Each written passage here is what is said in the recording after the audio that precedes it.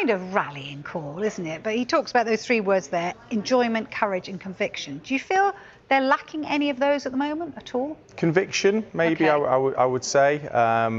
And look, it's difficult. Of course, it is to be leading the Premier League and have the pressure of teams chasing you. And it just seems like, because it's Arsenal, if this was Manchester City or Liverpool who have done it before, then if it was a game that they'd lost, it wouldn't be made. It's almost like, even if it's just a performance that's not great, even if they win the game but the performance doesn't look like they're going to be champions, well, everybody's jumping on top of it. And I think that's what he's trying to say in terms of just bringing the temperature down a bit, in terms of there's all this noise constantly about us, but actually let's just sit and look where we are.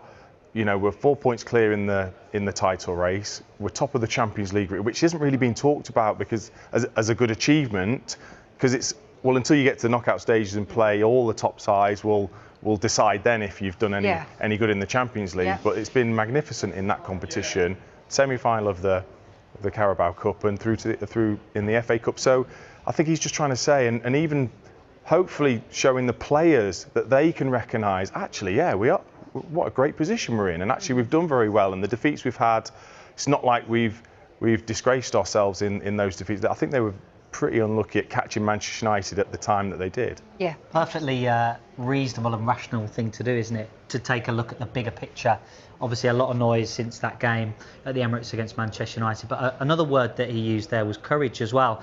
And there's been a lot of chat since the result on Sunday around Mikel Arteta's attitude and his side's attitude to risk and risk aversion. Have they got the players to be courageous on the ball, to play that final pass? We showed Arsenal's pass map yesterday on the Premier League show from the time in the game that they were behind against Manchester United, and their passes in the final third, there was a lot of circulation and no one wanting to penetrate the Manchester United penalty area. They had a lot of the ball, but they didn't seem to have that player that really wanted to make a crucial action to make the cross, or certainly find a player in the penalty box for that finishing touch. So maybe he wants his players to be more courageous on the ball as well. Yeah, you talk about being courageous. Do you think there is, within this squad, a lack of kind of like the mental strength that's required that we see sometimes in perhaps other teams? Do you think they're lacking that? I'm not so sure. I think that, they've got players in their squad that have won competitions for other clubs. So it's not as if they've got nobody that have been able to get over the line in competitions and understand what it takes to win. Even as a coach, Mikel Arteta has been through that process, so he understands this stage of the season and how it's going to... Probably the hardest thing from a player's perspective is trying to block out and read and listen to all the opinions about you struggling, and that you're starting to feel the pressure and not letting that affect you, I suppose, as a player.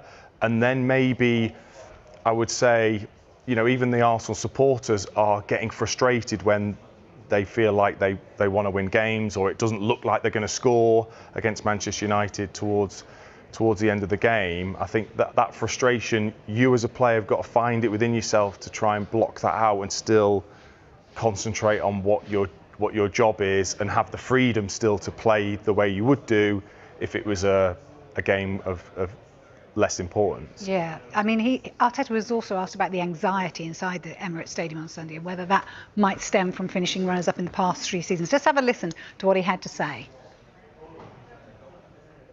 It's a possibility, but we cannot control that. And what happened in the past has to be very powerful to learn for the future, and that's the only way you can take it. And in life there are many examples about that, and you have to keep trying and giving your very best to try to achieve what you want, and if not, or the very best that you are able to achieve, because maybe somebody else is better, and you have to accept this is a sport as well, and that's it. But we all channel the energy and live the moment, and the next 4 months in that manner is going to be much more enjoyable, beautiful, and the outcome will be very, very good.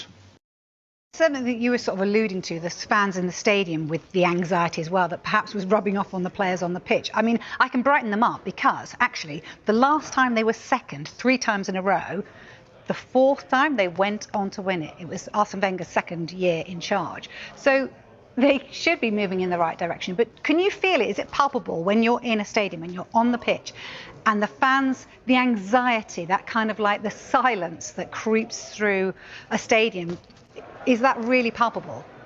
Yeah, very much so. Yeah. It's interesting when things are going well, how you almost can't really hear things in the stadium and it's just a bit of a blur and a bit of a buzz.